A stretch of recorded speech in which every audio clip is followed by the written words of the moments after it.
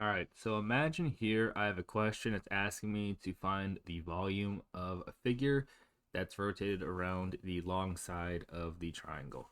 So let's say the long side of our triangle here is 6. We're rotating it around this side here. I'm going to go ahead and pull up this GeoGebra example. I'm going to go ahead and turn this up just a little bit. We see how our triangle here is rotating. So that's what it means by that. Now, if I stop that, my long side will be from A to C. So that would be, imagine that's my 6. And then from A to B, that will be my 3. Okay? So I'm going to go ahead and turn that back on again. And we see as it rotates around, it's going to create a certain figure. If you can already visualize and see this, it's going to make a cone. So what I'm going to do now is I'm going to turn on this trace feature here. And as we see, if we follow along this pattern here, we see that it does indeed create a cone.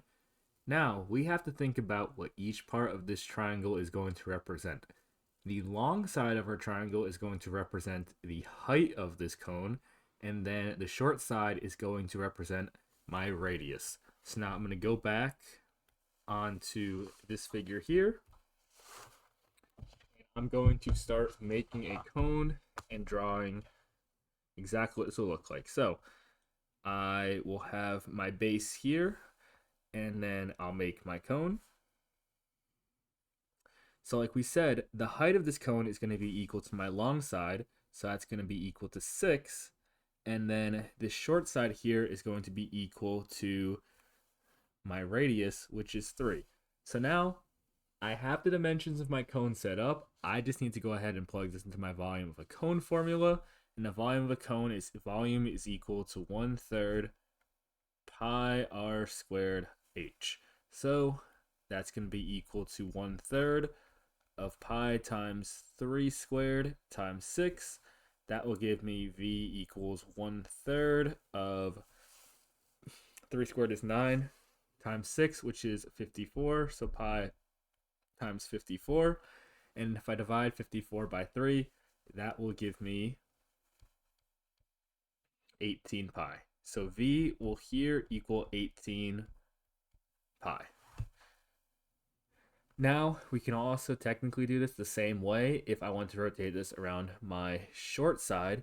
So if I rotated it around my short side, then I'm going to have my cone looking like this. My height this time is only going to be equal to 3, and my radius will be equal to 6. So then if I was to go ahead and find the volume, if it asked me for that of this one, I would have v equals 1/3 pi 6 squared times 3. 36 times 3 will give me 108. So v equals 1/3 times pi times 108. And I divide 108 by 3. That means the volume of this other cone, if it was rotated around our shorter side, would be equal to 36 pi. So again, if we rotate a cone around one of its sides, or not cone, if we rotate a triangle around one of its sides, or a given side, then we are going to go ahead and make a cone. I don't know if I even just said that right, so I'm going to say it one more time.